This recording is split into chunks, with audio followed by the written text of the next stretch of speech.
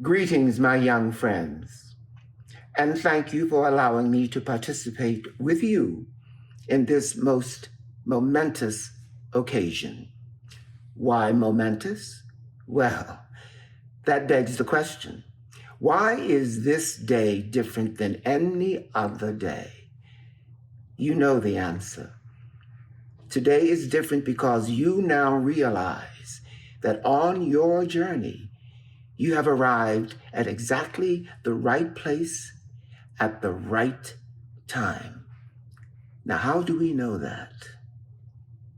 I'm going to mention this word only once. Coronavirus, which has brought us to a point that illustrates the leveling of the playing field. It reminds me of a quote from Elizabeth Barrett Browning, who wrote, "Earth is crammed with heaven." Now, if Earth is crammed with heaven, and we have finally arrived at a level playing field, who is going to show to humanity those places to discover where Earth is crammed with heaven, if not you who have arrived at this intersection between human history and human evolution at exactly the same time when we are in most need of empathy, compassion, leadership, and purpose. It reminds me of a quote from the writer Khalil Gibran. He wrote, "I slept and dreamed that life was joy. I woke and saw that life was service. I served and saw that service is joy." And as artists, you understand that first and foremost, we must serve, because this is what humanity needs: service. People will not articulate it particularly this way, but you and I understand that humanity needs answers to their questions. Humanity needs resolution for their crises. They need their burdens to be lifted. They need their yokes to be broken. And who is better prepared to do that than the artist, whose purpose in life is to heal? We must be beacons for those who are now acting in panic and reacting in fear. That is not our direction. That is not our journey. That is not your goal. William Shakespeare would say, now is the time to screw your courage to the sticking post. And Thornton Wilder would remind us that there are some things we all know, but we don't take them out and look at them very often.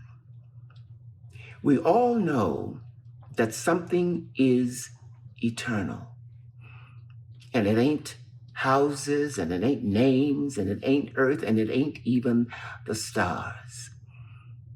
Everybody knows in their bones that something is eternal. And that something has to do with human beings. All the greatest people that have ever lived have been telling us that for 5,000 years. But you'd be surprised how people are always losing hold of it. There is something way down deep that is eternal about every human being.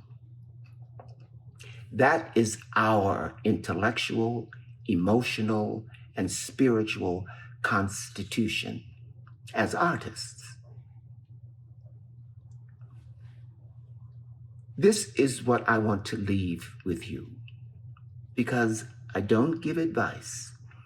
But just as since 9/11, we have used this phrase, if you see something, say something, I believe if you know something, share something. I came of age during the summers of love, 1967, 68, 69. And during that same time, I did my first professional show. It was Hair. And we, who are unreconstituted hippies in our hearts, were singing about the dawning of the age of Aquarius. I can now tell you that we have reached the threshold of the age of Aquarius, when peace will guide the planets and love will steer the stars. If you embrace your responsibility to be the beacons of the new earth, which we must all build together. This is what I know. If you believe within your heart, you know that no one can change the path that you must go. Believe what you feel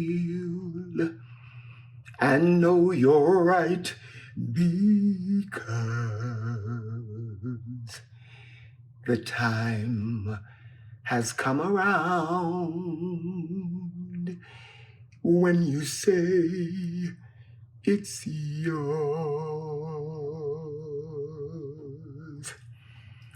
Believe there's a reason to be. Believe you can make time stand still. And know from the moment you try, if you believe, I know you will.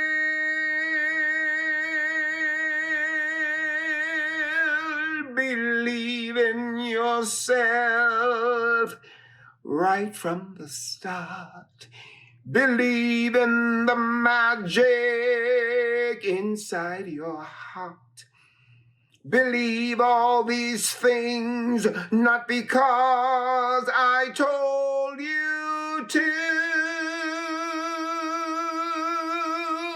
but believe in yourself.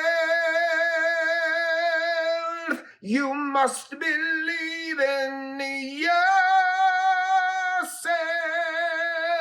Please believe in yourself as I believe in you.